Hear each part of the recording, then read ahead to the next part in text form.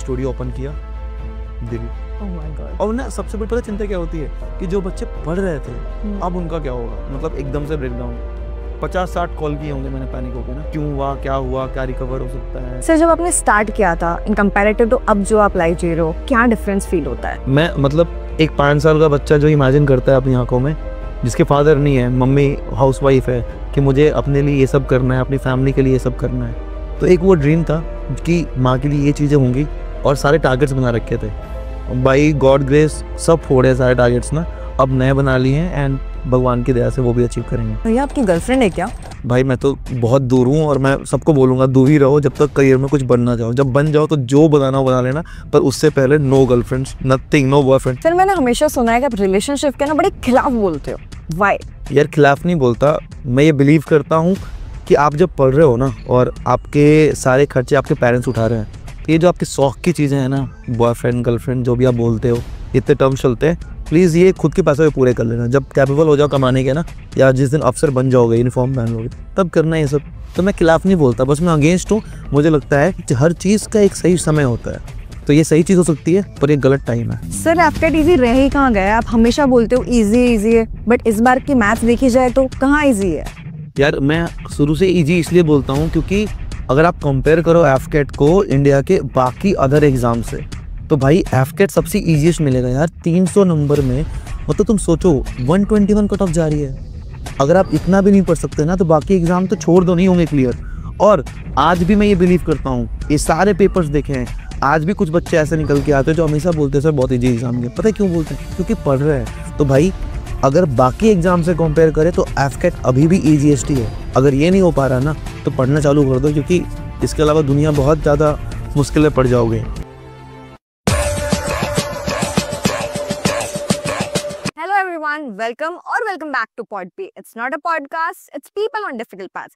तो आज हमारे साथ है आपके बहुत ही स्पेशल एंड फेवरेट साहिल भैया from Defence Mania. Welcome to the show sir. Thank you so much यार बुलाने के लिए, एंड आई होप कि ये वीडियो बहुत फ्रूटफुल हो एस्पिरेंट्स के। That definitely will be.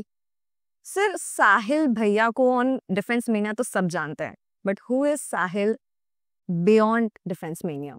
वैसे तो बहुत लंबी स्टोरी जाएगी, पर ऐसे समझ लो कि एक बच्चा, मतलब एक होता है ना कि जो जिसको सिंगल मदर ने ऐसे पूरा पाला हो। हम 3 भाई थे, एंड जितनी भी चीज़ें चलती हैं एक बच्चे के माइंड में, जो एस्पिरेशन होते हैं, जो आपने भी कभी सोचे होंगे कि हाँ यार मेरा ये ड्रीम होगा, हम मम्मी के लिए ये करने वाले हैं, चीज़ें करने वाले हैं। बस वो चीज़ें सोची, उनको प्लान किया एंड आगे बढ़ते चले गए। आज वो हर एक चीज़ करके दे रहे हैं उनके लिए। That's great sir. तो सर आपकी जो जर्नी है उसके अंदर क्या आपको हमेशा से पता था आपको टीचिंग में जाना है बचपन से? What were your dreams and goals बचपन में? बहुत स्विच हुआ है, बहुत ज़्यादा। मतलब बनना शेफ था बचपन से, और उसके बाद डिफेंस में इंटरेस्ट आया, and then finally I realised कि यहाँ सबसे ज़्यादा मतलब अच्छा पोटेंशियल है, जहाँ पे आप, एक होता है ना कि teaching is a very noble profession.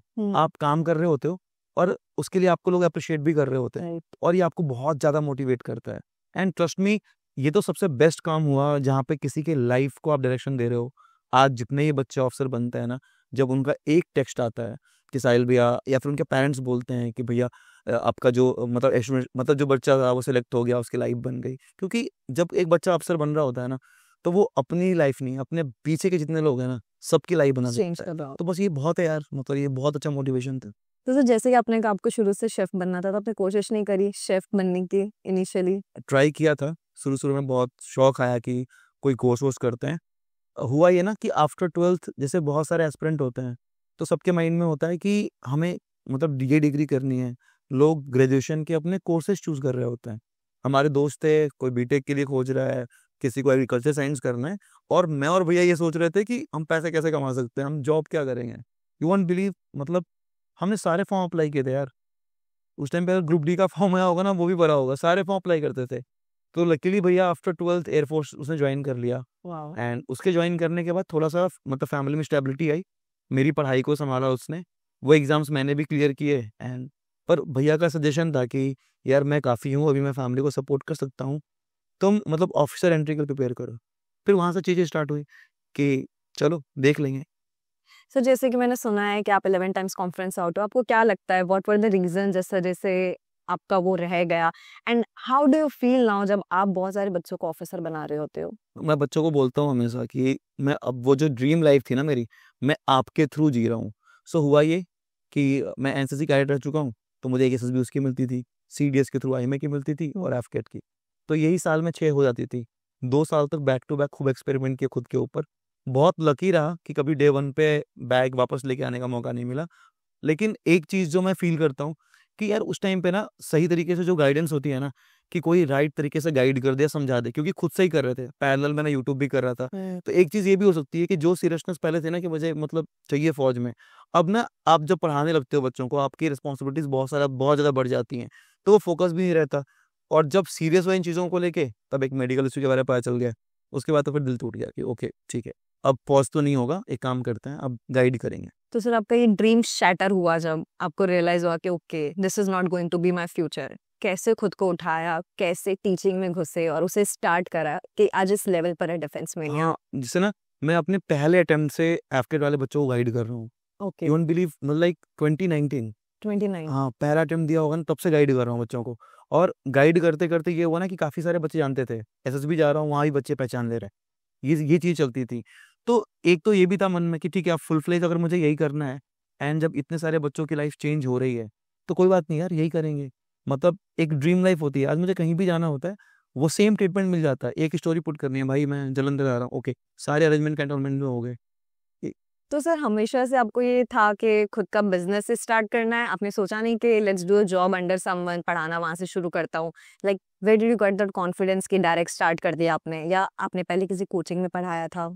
मतलब स्टार्टिंग, मतलब अगर स्टार्ट बोलूँ तो ये तो जो सब करते हैं आई गेस अपनी लाइफ में, होम ट्यूशन, जो अपने गली मोहल्ले के अगल-बगल के बच्चों को बिठा के पढ़ा दिया, मैथ्स-वैथ्स पढ़ा दिया। वहाँ से स्टार्ट हुआ था। एंड एक भैया थे, जब हम प्रिपरेशन कर रहे थे तो रूम के बगल में ही रहते थे, एंड वो एक प्लेटफ़ॉर्म पे पढ़ा रहे थे। तो होता है ना कि हम जब साथ में पढ़ रहे होते हैं, तो आप डाउट्स पूछ रहे होते हो, ग्रुप स्टडी करते हो इस तरीके से। तो वो मैथ्स पूछा करते थे। एक दिन देखा मैंने कि वो मैथ्स पढ़ा रहे हैं। आई थॉट कि एक ट्राई दे सकते हैं। एक डेमो बनाया तुरंत रात को।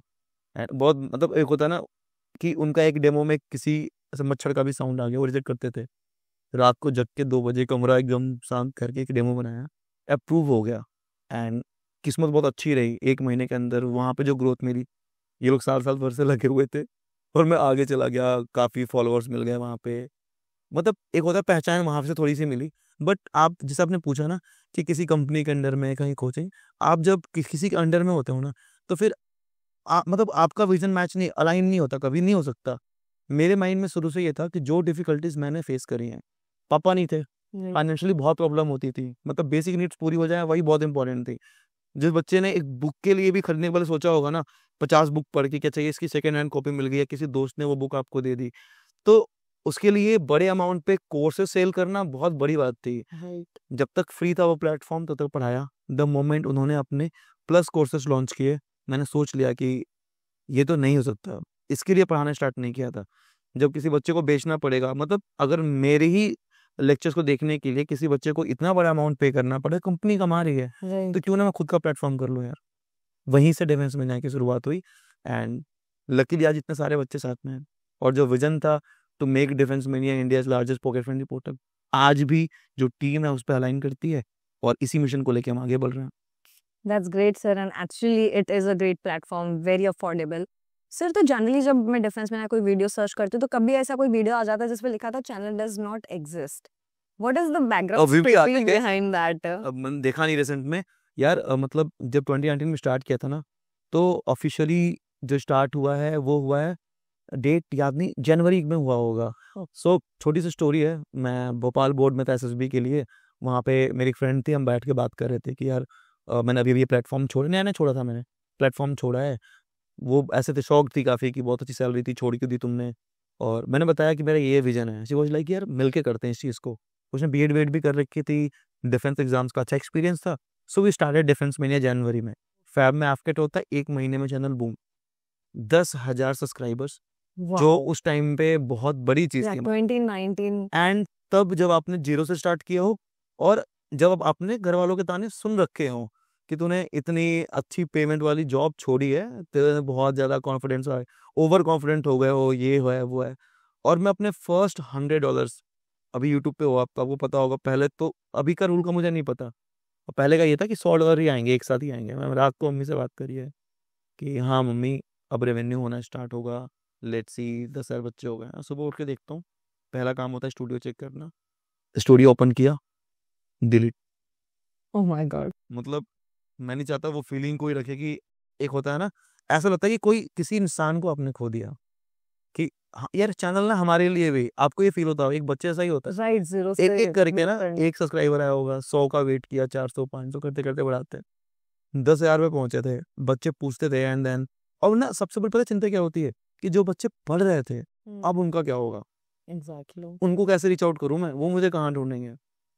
तो पहली बार ऐसा फील हुआ था कि वो मतलब एकदम से ब्रेकडाउन, 50-60 कॉल किए होंगे मैंने पैनिक होके ना, कि क्यों हुआ, क्या हुआ, क्या रिकवर हो सकता है, मल्टीपल ऑप्शन खोज रहा हूँ, दोस्तों कॉल कर, नहीं हुआ। फाइनली भैया को कॉल किया एंड ही वाज लाइक, पहली बार उसने अगर मुझे डांटा हो कभी भी, आज तक हमें भाई हम कभी लड़ाई नहीं, पहली बार डांटा होगा कि अगर मैं होता तो मैं तो थप्पड़ मारता है, तेरा चैनल है दोबारा बना ले, इसमें क्या होगा, किसी ने डिलीट कर दिया तो दोबारा बनाया and आज देखो। तो डिलीट करा किसने था सर? वही जो पार्टनर नई नई बनी थी, ओ। अब उनके पर्सनल रीजन थे, जैसे भी जब भी किया हो। पहली वीडियो मैंने बनाई, मैंने पहले बच्चों को ये बोला कि भाई वो चैनल डिलीट हो गया, ये भी नहीं बताया कि हमने किया किसी ने किया, हमने बोला ठीक है वो डिलीट हो चुका है किसी रीजन से, एक नई शुरुआत करते हैं यहाँ से, तो I will take care of exams, बस। तो सर जब एक हैंडसम जॉब भी छोड़ दी, एक 10,000 सब्सक्राइबर्स का चैनल भी डिलीट हो गया with in same period of time, and फिर वापस जीरो से स्टार्ट करना, उस टाइम में आपने खुद को मोटिवेटेड कैसे रखा? अब कि मुझे नहीं, ऐसा I'll लग do it? पता है, मुझे लगता है कि जब भी आज भी जब ऐसा होता है कि सब कुछ हो गया है, और जब मैं कभी कंपटीशन फील कर रहा होता हूँ, मैं बस एक चीज सोचता हूँ, साहिल तू उठा कहाँ से है, मतलब मैं वहां से उठा हूँ यार, जीरो से बनाया खुद को। तो आप जब बिल्कुल नीचे से आ रहे होते हो ना, तो आपको मतलब फेल होने का डर नहीं लगता। तब जब स्टार्ट किया तो कुछ नहीं था, बचपन से देखा है, मतलब अपनी बेसिक नीड्स क्या हैं, डिजायर्स क्या हैं, तीनों भाई ये, मतलब कोई डिमांड नहीं करेगा ये मम्मी से, पता था कि ये मेरी बेसिक नीड्स हैं, ये पूरी हो जाए आज, जो नॉर्मल सा हर बच्चे की होती है, एजुकेशन मिल जाए, डिजायर्स पूरे कर लेंगे। तो जब डिलीट भी हुआ ना, तो हमेशा यही सोचता हूँ, कभी भी लो टाइम आता है ना, कि साहिल जहां से आया हूँ ना, उससे नीचे कुछ नहीं होता, वो खत्म थे, तो कहाँ चले जाऊंगा, वहां दोबारा शुरू कर लेंगे, इसमें क्या हो गया। आपकी लाइफ ही आपके लिए सबसे बड़ा मोटिवेशन है। जहां से आया है भाई उसके नीचे तो कुछ है ही नहीं, उसके बाद तो मौत है। फिर sir where did you started Defence Media को ग्रो करना, कि वो एक बिजनेस में कन्वर्ट हो? इनिशियली तो फ्री था सब कुछ आपके चैनल के ऊपर, पढ़ाना वगैरह, कहाँ से आइडियाज आया, how to make it, sales करना कैसे सीखा? देखो ऐसे मतलब बिजनेस, सेल्स, कोचिंग, ये सारे वर्ड्स मेरे को थोड़े अजीब से लगते हैं, हाँ लेकिन सच्चाई यही है कि किसी चीज को अगर ग्रो करना है और बच्चों के लिए बेस्ट टू बेस्ट कंटेंट लेके आना है, तो पैसे लगते हैं। राइट। अब ऐसा कहीं पैसे आ तो रहे नहीं थे ना कभी, अच्छा आज तक डिफेंस में मैंने कभी किसी से 1 रुपए की फंडिंग वंडिंग कुछ नहीं ली, बहुत ऑफर आए हैं, बहुत ज्यादा है, मतलब छोड़े हैं ऐसे सीआर में भी, लेकिन कभी दिया नहीं, जो किया खुद से किया, जो कमाए। तो स्टार्ट किया था यार, मैंने सोचा कि एक नोट बनवाए और उसको टाइप वाइप कराने में ना कुछ 10,000 के आसपास लगे होंगे, तो मुझे लगा कि एक छोटा सा अमाउंट लेके 99 का, 200 का, हाँ, इसको हम सेल आउट कर सकते हैं, और बहुत अच्छे नोट्स बनाए थे एफकेट के। ओके। पहली चीज और पहली वीडियो से उसको प्रमोट करना स्टार्ट किया। फिर वहां से लगा कि यार बच्चे हैं ना, मतलब अगर आप कोई चीज फ्री दे दो, they take you for granted. आप अगर छोटा भी चार्ज पे कर लो ना, तो आप भी अकाउंटेबल हो जाते हो कि आपने किसी से पैसे लिए, आप भी दिन हिम्मत से काम करते हो, और सामने वाला बंदा भी कमियां निकालता है कि भाई मैंने पैसे दिए, भले वो 50 रुपए क्यों ना हो। तो बस वहां से शुरुआत हुई, एंड उसके बाद फिर ऐप, मतलब जर्नी थी, आगे चलते चले गए, मतलब आज यहाँ पहुंच गए। सर आई थिंक आपने स्टार्ट जब किया था, you were single one man army, और आज आपकी शायद टीम में 50 लोगों की है, मोर देन प्रोबेबली। तो वो जो जर्नी रही है आपकी, उसमें आपको क्या लगता है, इतने लोगों को मैनेज करना, हैंडल करना, अकेले ग्रो करना, बिना किसी को फाउंडर के, वो स्ट्रगलफुल, वो क्या फेज रहे हैं आपके? यार यूट्यूब की जर्नी तो पता ही है, बहुत अप एंड डाउन होते हैं, मतलब इट्स एल्गोरिदम की बात है, और आपको हमेशा ही, मतलब यूट्यूब एक ऐसी चीज है ना, जहाँ आपको हर दिन मेहनत करनी है, हर दिन देखते रहना, मैक्सिमम टाइम स्क्रॉलिंग में ही जाता है मेरा, कि कहाँ पे क्या चल रहा है। और एक ग्राफ को ना, जैसे एजुकेशन चैनल है, अगर कोई और चैनल होता ना, तो अगर कोई म्यूजिक का है, तो एक बंदा एज के साथ गाने भी सुन रहा है, लेकिन डिफेंस एग्जाम्स में एज खत्म हो जाती है यार, फिर आपको हर साल एक नया लॉट आएगा, उन बच्चों को अपने पास बुलाना है, राइट, तो आपको सेम सेम चीजें करनी पड़ती हैं। समटाइम्स इट्स लाइक मैथ्स पढ़ाता हूँ मैं, अब मुझे तो रट गया ना, मेरे लिए इतना मोनोटोनस हो जाता है कि चीजें कैसे चलेंगी। लेकिन एक चीज मैं ऐड ऑन करना चाहूंगा, स्टार्ट किया था मैंने, स्टार्ट करने के अराउंड 6 महीने बाद एक और पार्टनर ने मुझे ज्वाइन किया था। मैं एपकेट पे पूरा फोकस था, उनका सीडीएस में काफ़ी अच्छा एक्सपीरियंस था। सो उन्होंने कॉन्टेक्ट किया कि साहिल बहुत अच्छा कर रहा है एपकेट में, क्या सीडीएस के लिए भी हम कर सकते हैं? तो हमने साथ में स्टार्ट किया, बहुत अच्छी पार्टनरशिप चली, 4-5 साल निकाल दिए। एंड 2024 में फिर उनके कुछ अलग गोल्स थे, तो रिज़ाइन किया उन्होंने। अलग ही स्टोरी, छोड़ो उसको, काफ़ी लंबी जाएगी। हाँ, तो रिज़ाइन किया उन्होंने एंड वहाँ से फिर चल रहा है। ये पूरी जर्नी की बात करूँ, जितने भी लोग आते गए साथ में, बहुत क्लियर कट विज़न था कि मुझे बिज़नेस नहीं करना है। जो आपने बिज़नेस वर्ड यूज़ किया था, इसलिए मैंने बोला कि मुझे बिज़नेस नहीं करना है, बच्चों के लिए काम करना है, पैसे हम कमा लेते हैं अल्टीमेटली। और मतलब भगवान की दया से इतनी कृपा है कि सबसे पॉकेट फ्रेंडली होके भी मैं वो हर चीज़ कर पा रहा हूँ, जो उस बच्चे ने सोचा था। आज तो ऐड ऑन ही है, वो होता है ना, इंसान को तो आगे बढ़ते रहना है, पर उस चीज़ को तो पार कर लिया, जो एक छोटे से बच्चे ने सोचा था कि कम से कम मम्मी के लिए इतना कर दूँ मैं यार। तो sir, within this 4-5 years, what is the valuation of Defense Mania? ये क्वेश्चन ही पूछना था। यार वैल्यूएशन बहुत, 2 लाख बच्चों का प्यार है। 2 लाख बच्चों का प्यार है। हाँ, उनका ब्यूटीफुल आंसर। सर, क्या एसेट्स आपने इतने सालों में अपने लिए क्रिएट कर लिए जो आपको लगता है कि यार एक जो ड्रीम्स भी थे, एक पैशन था बच्चों के लिए करना है, वो तो कर ही रहे हो, वो दिख रहा है, very visible on your channel. बच्चे भी नीचे कमेंट्स लिखते रहते हैं, sir has helped us so much. तो उसके अलावा जो एक ड्रीम थे उस बच्चे के, वो क्या है जो आपने अपने हिसाब से पूरे कर लिया? मुझे लगता है कि सारे लड़कों की पहली कोशिश तो गाड़ी ही होती है और मुझे एसयूवी चाहिए थी, तो पहली गाड़ी में लेके आया घर के लिए एक्सयूवी 500। वो पहली चीज़ थी जो मम्मी को गिफ्ट करना था। और आज भी मुझे याद है, एक होता है ना, अच्छा एक चीज़ सोच के देखो आप, जैसे आप किसी गाड़ी में बैठो ना, तो आप पीछे बैठ जाते हो और अथॉरिटी मतलब होता है ना कि मम्मी को मैं गेट खोल के आगे बिठाऊंगा, या वो जो अंदर होती है मैनिफेस्ट जो हम करते हैं। तो फर्स्ट टाइम जिद पे ही गाड़ी लेके आया मैं, और मम्मी को बस ये कॉल करके बोला था कि थाली वाली रेडी रखो पूजा वूजा का। और मुझे पता है कि गालियाँ पड़ेंगी मम्मी से, क्योंकि उनका ये था कि पहले बाबू घर शॉर्ट करना, उसके बाद गाड़ी आएगी। तो गाड़ी पहले आई, और उसके बाद एक हर बच्चे का ड्रीम होता है कि पेरेंट्स जहाँ से उनको निकाल के अच्छी जगह पे लेके जाओ। तो बनारस, मतलब होम टाउन बिहार है, पर बनारस में रेंटेड फ्लैट था, वहाँ पे रह रहे थे। तो मम्मी हमेशा बोलती थी अपना घर ही नहीं है, अपना घर नहीं है, अपना घर नहीं है। तो वो मम्मी का मैनिफेस्टेशन कह लो, बचपन से जो दिमाग में डाल रखा था, सबसे पहले यही डिसाइड किया कि 2024 जब जो पार्टनर थी उन्होंने जब छोड़ी थी चीज़ों को, तो माइंड में बस एक चीज़ थी, साल शुरू तो जैसे भी हुआ है, पर इसको एंड बेस्ट तरीके से करूँगा।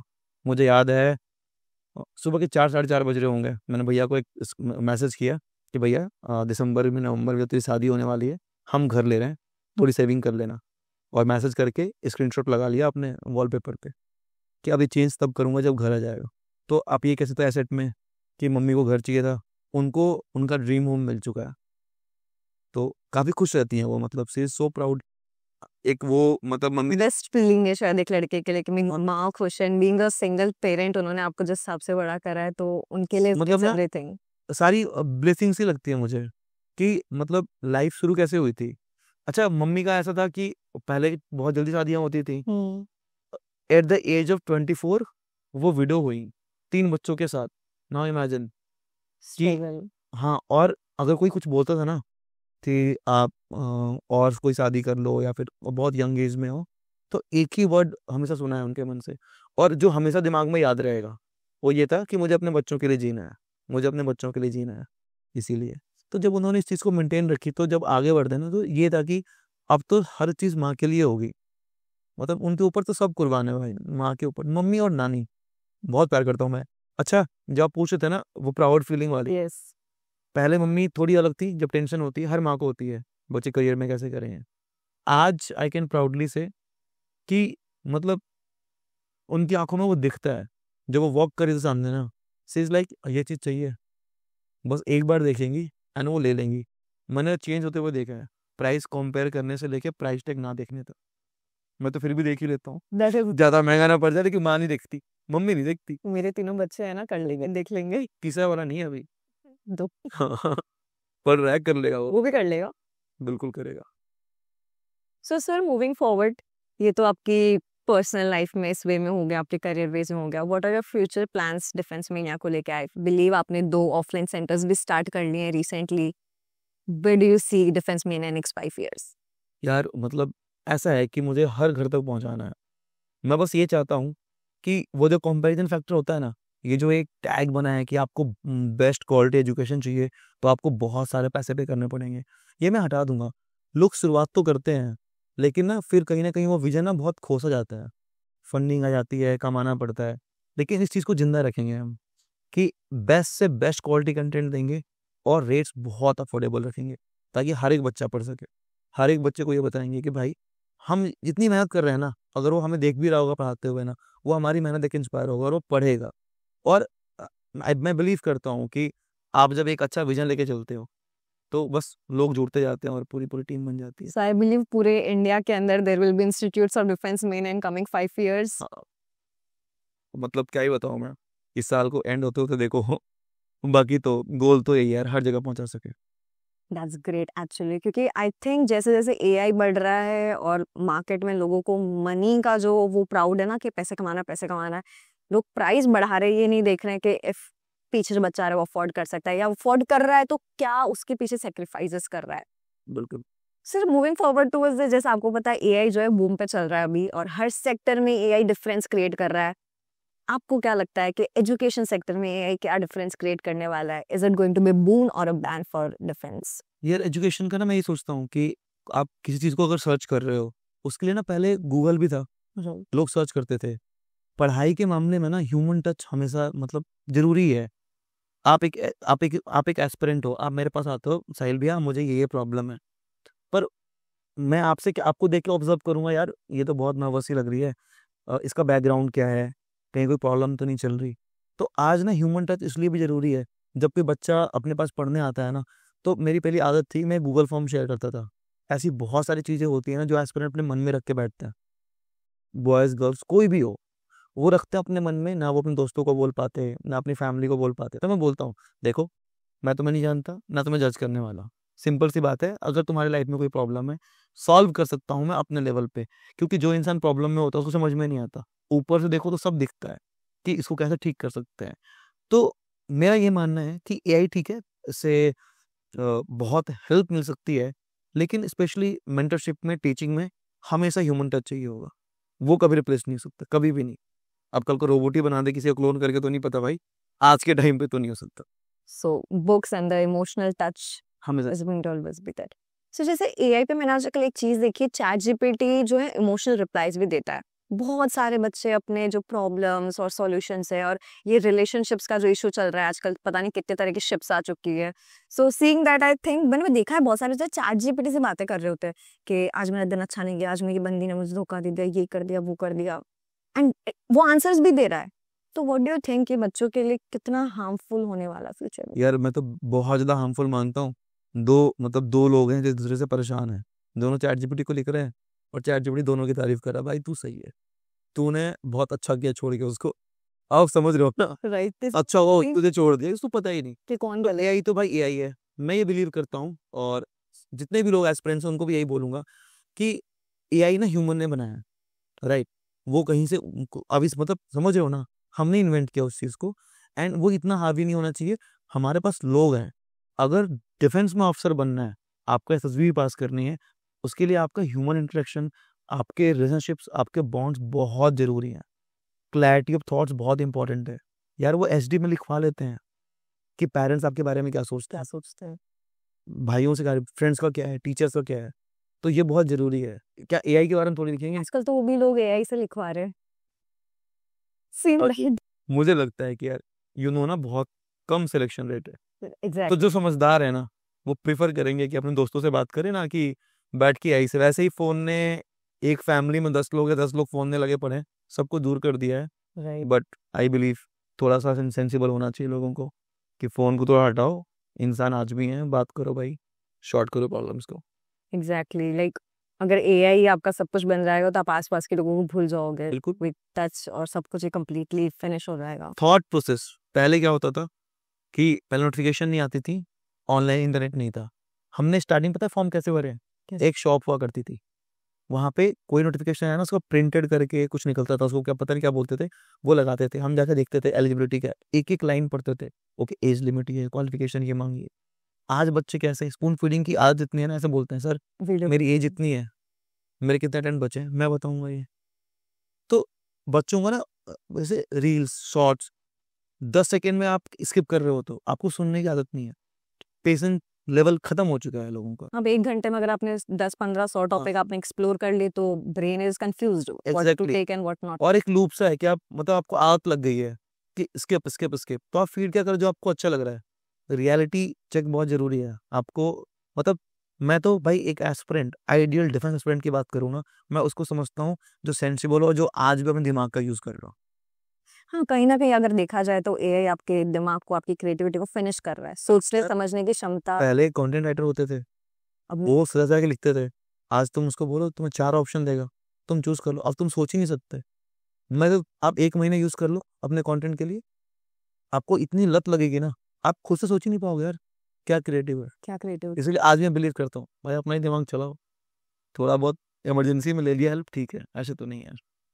That's great. Sir moving forward अगर हम डिफेंस में को देखें, are you going to move forward and defence के अलावा भी कोर्सेज एंड दूसरे एग्जाम से मूव ऑन करना चाहेंगे या आप हमेशा डिफेंस की तरफ ही रहेंगे? यार मुझे तो एक अम्ब्रेला बनाना है जहाँ पे सारे एग्जाम्स आ जाएं। यूट्यूब पे बोल लो, एज अ मेंटोर बोल लो, मैं देख रहा होता हूँ ऐसे बहुत सारे फील्ड्स हैं जहाँ पे ना कुछ कुछ चीज़ों की बहुत ज़रूरत है। जैसे ना डिफेंस वाली कैटेगरी में मैंने ये रियलाइज़ किया था कि एक बच्चे की प्रॉब्लम सॉल्व करना बहुत इंपॉर्टेंट है। हमने यहाँ पे पर्सनल मेंटोर को इन्वॉल्व किया कि वो पर्सनल टच दे सके। बहुत सारे एग्जाम्स ऐसे हैं, प्लेटफॉर्म्स पढ़ा रहे हैं, वहाँ पे ये चीज़ मुझे कमी लगती है। तो एक बार डिफेंस में वो मतलब होल्ड अच्छा हो जाए तो डेफिनेटली मतलब मैं चाहूँगा कि मैं अदर कैटेगरी में भी काम करूँ। इनफैक्ट बहुत सारे बच्चे हैं डिफेंस के, वो बोलते हैं हमें कि भाई सर इसका कोर्स आप पढ़ा दोगे क्या, इसका कोर्स पढ़ा दोगे क्या, तो कुछ तो क्रिएट करेंगे यार, बड़ा क्रिएट करेंगे। सर अगर आपकी जो पूरी लाइफ जर्नी रही अभी तक की, वेरी यंग पॉइंट पे आपने सब कुछ एक्सप्लोर कर लिया है यूट्यूब के ऊपर, good audience, good connect of students as well, अगर आपकी स्टोरी पे, लाइफ स्टोरी पे एक मूवी बनाई जाए तो आप उसका क्या नाम रखना चाहेंगे? एक छोटी सी मूवी बनी थी, उसका नाम मैंने ही रखा था, डॉक्यूमेंट्री कह सकती है उसको, सपना वर्दी का, और कोई सर्च करेगा तो उसको मिल जाएगी। मेरा तब से मन था कि एक सपना था वर्दी का, एंड वो मतलब ड्रीम तो मेरा था जो पूरा नहीं हो सका, लेकिन आज इतने सारे लोगों का हो रहा इतने सारे लोगों को है, इतने सारे लोग एक साथ जाते हैं एकेडमी में, मतलब मजा आ जाता है। सर आपका जो आगे जो जो हम देखते हैं यूट्यूब पे, आपके और भी लोगों के साथ में कनेक्ट है, जैसे देखा जाए एसएसबी के लिए आपने टाई अप कर रखा है एक और इंस्टीट्यूट से, जो आप लोग साथ मिलके बच्चों की तरफ मूव ऑन कर रहे हैं, तो आपकी एसएसबी पे क्या पॉइंट ऑफ व्यू है? यार मुझे लगता था ना कि एसएसबी के लिए ना मेरा बहुत डिफरेंट पॉइंट ऑफ व्यू था। पता है मैं क्या सोचता था, जब भी एक बार एक पेपर होता है ना कैट का, हजारों हजार स्क्रीनशॉट आते हैं, साहिल भाई क्लियर हो गया, एसएसबी के लिए बता दो। एंड आई बिलीव कि एक एस्पिरेंट को कभी गाइड नहीं करना चाहिए बच्चों को। भाई डीआईपीआर ट्रेन करते हैं एसेसर्स को, वो ऑफिसर्स होते हैं जो गाइड पढ़ाते हैं आपको, जो आपको एसेस करते हैं। सो मैं ऐसी रिसर्च कर रहा था यार, बच्चों को क्या जवाब दूंगा मैं। Then I found Sumit sir, कि यार मैं शॉक था कि यार जहाँ पे नॉर्मल कोचिंग्स मतलब 100-200 रिकमेंडेशन दिखाती है, यहाँ तो एक एक बैच में इतने इतने हो रहे हैं भाई। अभी जो एनडी जाने वाला है, एनडी 125 में 116 रिकमेंडेशन क्रॉस हो चुके हैं, सोचो। वाओ, जबकि पढ़ाई 400-450 थे। सो 1-4 करना is like very big claim. बात करेंगे इस बारे में और डिटेल में, लेकिन तो वो बॉन्ड बना सर से, and we join hands together. मैंने कहा कि सर आप एनडी अच्छा कर रहे हो, आफ्टर सीरीज हम अच्छा कर रहे हैं, मिलते हैं और साथ में मचाते हैं। And I think that is going on a boom. Best यार, मतलब पहले एनडी के बच्चे वहाँ पे थे, अभी आफ्टर सीरीज के भी है, सारी एंट्रीज के बच्चों को लेके आएंगे। बहुत अच्छी टीम है हमारी। अगर सच में आप दिल से अच्छे हो, मतलब ऐसे कोई ऐसे ट्रेट्स नहीं है नेगेटिव जिसकी वजह से आप बाहर हो सको, तो आपको गाइडेंस तो राइट मिल जाएगी यार। सर आप अभी जैसे केस भी फाइट कर रहे थे against AFCAT not giving the answer key, उस पे आपका क्या टेक है? आई थिंक केस आप लोग जीत भी गए थे, बट फिर भी जो आंसर की आई थी उसमें क्वेश्चंस ही नहीं एग्जिस्ट करते थे, अभी क्या पॉइंट ऑफ व्यू है? आंसर की का मतलब होता है क्वेश्चन पेपर एंड उसके आंसर्स। राइट। कोर्ट ने ऑर्डर दिया कि भाई आपको आंसर की देनी है। एयरफोर्स वाले इतने समझदार और होशियार कह लो आप, यही टर्म्स यूज करूंगा, उन्होंने क्वेश्चन पेपर वाले टर्म को जजमेंट ऑर्डर से रिमूव करवाने की रिक्वेस्ट डाली। राइट। हमारे एडवोकेट को लगा कि यार क्वेश्चन पेपर तो हटा ही दो, आंसर की तो क्वेश्चन पेपर के साथ ही आएगी। उन्होंने वो टर्म हटा दिया क्योंकि बच्चों का रिजल्ट पेंडिंग था, ताकि जल्दी से फैसला आ जाए। And guess what, online paper होता है, आपके पास पेपर नहीं, मेरे पास पेपर नहीं, आपने ए का ए बी का क्या मारा, पकड़ा दिया हाथ में। देखो अभी भी पेंडिंग चल रहा है वो केस, अभी इतना एफर्ट लग गया है, अक्टूबर में दोबारा से डेट मिली है, let's see, hope for the best. और मुझे लगता है, बिलीव कि इस एफकेट में वो क्वेश्चन पेपर भी देंगे, क्योंकि वो कोर्ट के सामने नहीं आए हैं, तो वो चाहेंगे कि आंसर की दे दो, वरना पैसे खर्च हो चुके हैं, एफर्ट्स लग चुके हैं, तो हम तो नहीं छोड़ रहे, दोबारा जाएंगे आई तो।